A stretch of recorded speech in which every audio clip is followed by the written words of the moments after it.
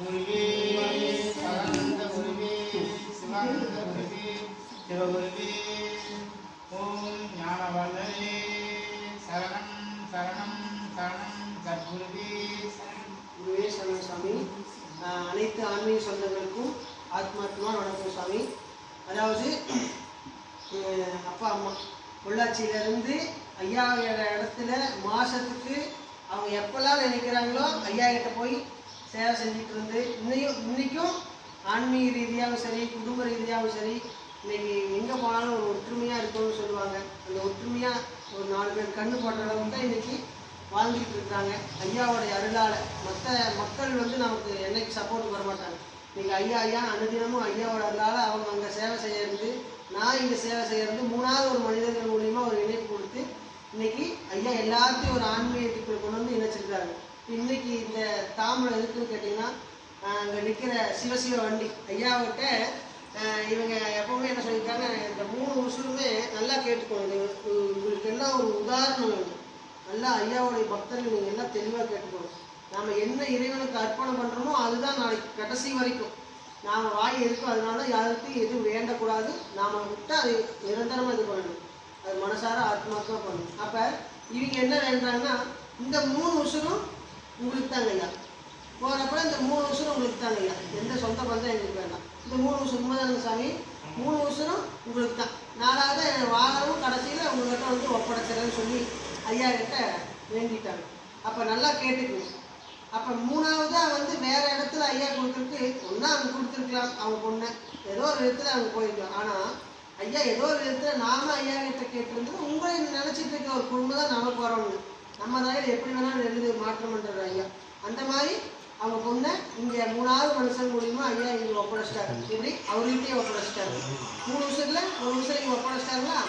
அப்போ இந்த வாகனத்துக்கு கிட்டத்தட்ட இந்த வாகனம் அருமையாக ஓடிக்கிட்டு இருக்கிற வாகனம், இன்னும் ஓடிக்கிட்டு இருக்கிற வாகனம். இது வந்து சின்ன சின்ன மிஸ்டேக் வந்து தான் அந்த விஷயம் அவங்க தான் சொல்லிட்டாங்க. அதில் சின்ன சின்ன விஷயம் இருந்தும் சரி இவங்க மனசுக்குள்ளே ஐயா கொண்டு வந்து விட சொல்கிறாராட்டுக்கு. ஏன்னா இது வேண்டும்னு அங்கே கொண்டு வந்து விடுறேன்னு சொல்லி அப்போ இங்கே வராங்க. சாமி இது மாதிரி நம்ம வந்து கொண்டு போய் நம்ம விட்டுலாம்னு இருக்கோங்க அப்படின்னு நான் யோசிச்சுட்டே இருந்தேன். அன்றைக்கி செலவு பண்ணும்போது ஃபஸ்ட்டு சொன்னேன். இருந்தாலும் அவங்க மனசுக்குள்ளே ஒரு குழப்பம் சரி பின்னாடி போய் விட்டுக்கலாமோ. இருந்தாலும் இன்றைக்கி அந்த மாற்றம் வந்துருச்சுன்னு சொல்லிட்டு நம்மளுக்கு கேட்குறாங்க. சரி இப்போ அது அப்படியோ அது மாதிரி பண்ணுங்க. அப்புறம் அவங்க என்ன சொல்கிறாங்க, சாமி 2 இடமும் எனக்கு ஒரே இடம் தான். இது உள்ள இடம் அப்படின்லாம் எனக்கு இல்லை. ஐயா இங்கே உள்ள இடமா கொடுக்கல. இது ஐயாவோட இடம், இது ஐயாவோட இடம், அது ஐயாவோட இடம். 2 இடத்துல அவர் எங்கே பூ கொடுக்குறாரோ நாங்கள் அங்கே கொடுக்குறோங்கிறாரு. அப்போ நான் இவங்க மனசுக்கு நீங்கள் எதுவும் சொல்ல வேண்டாம். நீங்கள் ஒரு பூ வச்சுக்கோங்க, சிகப்பு வெள்ளை பூ நினச்சிக்கோங்க. அதே மாதிரி ஐயா கிட்ட அவர் இங்கே கொடுக்குறதா இருந்தால் சிகப்பும், அங்கே கொடுக்குறதா இருந்தால் வெள்ளையும் உத்தரவு கேட்டது. ஐயா டப்புன்னு சிகப்பு பூ கொடுத்து இங்கே ஒப்படைக்க சொல்லி கொடுத்துருக்காரு.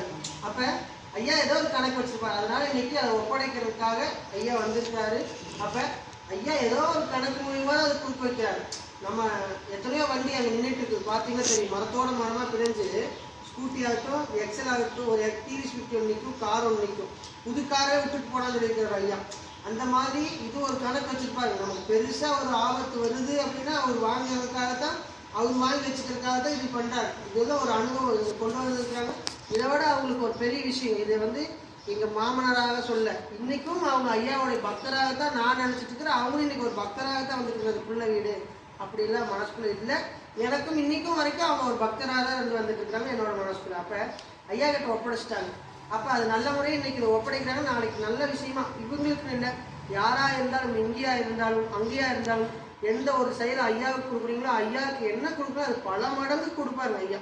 கட்டாயமாக நமக்கு வர்ற பெரிய ஆபத்திலிருந்து அதை நீக்கிறதுக்கு உண்டான விஷயம்தான் ஐயா அதை பண்ணுவாருங்க. அதனால எந்த பிணிகள் இருந்தாலும் ஐயா கிட்ட இன்னைக்கு ஒப்படைக்கும் போது நமக்கு இனியும் ஐயா நல்ல ஆயுள் ஆரோக்கியத்தை கொடுத்து, ஒரு ஐஸ்வர்யத்தை கொடுத்து, இன்னும் இருக்கிறதுக்கு ஒரு நிரந்தர ஒரு இடத்தை கொடுத்து, இந்த தொழில் நிரந்தரம் அமைச்சு யாரும் எதிர்பார்க்காம இன்னும் கடைசி காலம் வரைக்கும் நல்ல முறையாக அவங்க கையார அவங்க சிறப்பாக இருந்து ஐயாவோட அருளால் இன்னைக்கு சிறப்பாக இருக்கணும். நம்ம மக்கள் எல்லாரும் ஆத்மார்த்தமாக அவங்க வேண்டி வாகனத்தை அந்த புக்கு சாவியெல்லாம் ஐயா கிட்ட ஒப்படைக்கிறாங்க சாமி. அது ஆத்மார்த்தமாக எல்லாரும் சேர்ந்து வாங்கிக்க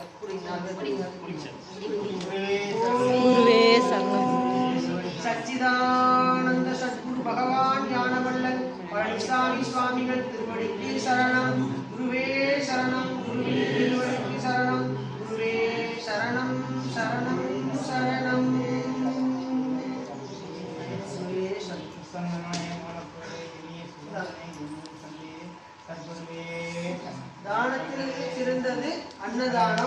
வஸ்திரதானம், கோதானம்.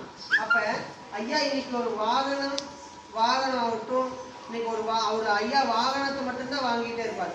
வாகனத்தை வாங்குவார், மௌனஸ்தர் வாட்ச் வாங்குவார், அவருக்கு ஐயா செருப்பெல்லாம் வாங்குவார். அப்ப ஒவ்வொரு கணக்கு வச்சிருப்பாரு அதுக்கெல்லாம். அந்த கணக்கு அவங்களுக்கு புரியாது, நமக்கு கொஞ்சம் கொஞ்சம் புரிஞ்சாலும் அதை காட்டுறது அதெல்லாம் சூட்சம் வெளியில் சொல்லக்கூடாது. இதெல்லாம் தெய்வ சூட்சம். இது நீங்கள் கடுகளவு உங்களுக்கு வெளியில் கொடுக்கணும்னா நீங்கள் தெரிஞ்சு வச்சுக்கணும். ஆனால் நம்மகிட்ட இருந்து ஒரு பொருள் இப்படி போயிடுச்சு, காணாமல் போச்சு, இப்படித்தான் போச்சுன்னு நீங்கள் நினைக்கவே வேண்டாம். ஐயா இன்னைக்காகட்டும், ஐயா இன்னைக்கு கடைசியில் போகும்போது ஐயாவை போய் பார்த்தாலும் என்னோட செல்லில் அப்போதான் போய் செல்லு தொலைஞ்சு போச்சு. வர வழியில் கணக்கு ஓட்டி போயிட்டு வர வழியில் விட்டேன். நான் ஒரு சின்ன பிள்ளை பண்ணிட்டேன். என்ன பிள்ளை பண்ணிட்டேன்னா, ஐயாவோட வாழ்ந்துகிட்ட வாட்ஸ்அப் எடுத்து நம்ம குரூப்பில் எடுத்து மக்களுக்கு தெரியாத மக்கள் எத்தனை பேர் இருக்குங்க. நான் அதை நினைச்சா பண்ண அது ஐயா புதுசாக பிடிச்சதில்லை. வர வழியில் செல்லு காணாமல் போச்சு. அங்கிருந்து மறுபடியும் திரும்ப போய் பார்த்து வரும்போது கிடைக்கல. அந்த அற்புதமெல்லாம் பண்ணி அதுக்காக ஏதோ ஒரு கணக்கு வச்சிருப்பாரு அப்படின்னு நினைச்சிட்டு அந்த ஒரு விஷயம். அதனால நீங்களும் ஐயா கிட்ட அனுதினமும் அவரை நினைக்காம எங்கேயும் போகாதீங்க. அவர் நினைச்சிட்டு வாங்கையா போடான்னு போது கட்டாயமா அவர் நம்ம கூட அனுதினம் இருந்து சிறப்பு பண்ணிக்கிறார். தொழிலுக்கு சொன்னீங்க, இதெல்லாம் உங்களுக்கும் சேரும். ஐயா நினைச்சிட்டு அனுதினம் மாசத்துக்கு ஒரு முறை எல்லாரும் அன்னதானம் கொடுங்க. நீங்க இங்கேதான் வரணும், அங்கதான் போகணும் இல்லை. இங்க நீங்க ஒரு மாலை வாங்கி போறீங்க, அந்த மாலை செலவு ஒரு 200 ரூபா ஆகும். 4 பேருக்கு அன்னதானம். காலையிலேயே 4 இட்லி வாங்கி கொடுங்க இல்லாத மக்களுக்கு. அது உங்களுடைய ஐயா என்னைக்கு அதை சிறப்பாக வச்சிருப்பாங்க. ஐயா சொல்லுவார், உயிரோடு இருக்கும்போது சொல்லியிருக்காரு, சாமி எனக்கு எது வேண்டாம் சாமி, வர மக்களுக்கு 4 பேருக்கு அன்னதானம் வாங்கி போடும் சாமி, அது சரியா போயிடும் அப்படின்னு. அந்த மாதிரி நீங்க முடிஞ்ச அளவுக்கு தானம் பண்ணுங்க, அன்னதானம் பண்ணுங்க, வஸ்திரதானம் பண்ணுங்க. அந்த மாதிரி அதனாலதான் இன்னைக்கும் நீங்க நல்லா தெரிஞ்சு வச்சுக்கேன், இன்னைக்கும் நம்ம ஆலயம் எந்த ஒரு இதுவும் மக்களோட சப்போர்ட்ல இது நடந்துட்டு இருக்குன்னா இன்னைக்கு நடந்துட்டு இருக்கு. டெய்லியும் அன்னதானம். ஐயா அந்த ஒரு காரணத்துக்காக தான் இந்த ஆலயம் இன்னும் சிறப்படைஞ்சிட்டே இருக்கு. இன்னும் மேலும் சிறப்படைஞ்சு கொடுப்பாரு. இன்னைக்கு பாத்தீங்கன்னா அவ்வளோ ஒரு விசேஷ பாத பிரதிஷ்டை, வேல் பிரதிஷ்டை. இன்னைக்கு அவர் சத்ருவமா அங்க வந்து உட்காந்துட்டார். ஆத்மார்த்தமா உணர்ந்து அதை பார்க்கும்போது அதுக்கு தெரியும் சாமி. அது மாதிரி எல்லா விஷயங்களும் ஐயா நம்ம கூடயே அன்னதினம் இருப்பாங்கன்னு சொல்லி நான் வேண்டி கேட்டுக்கிறேங்க சாமி. மாபெரும் சக்தி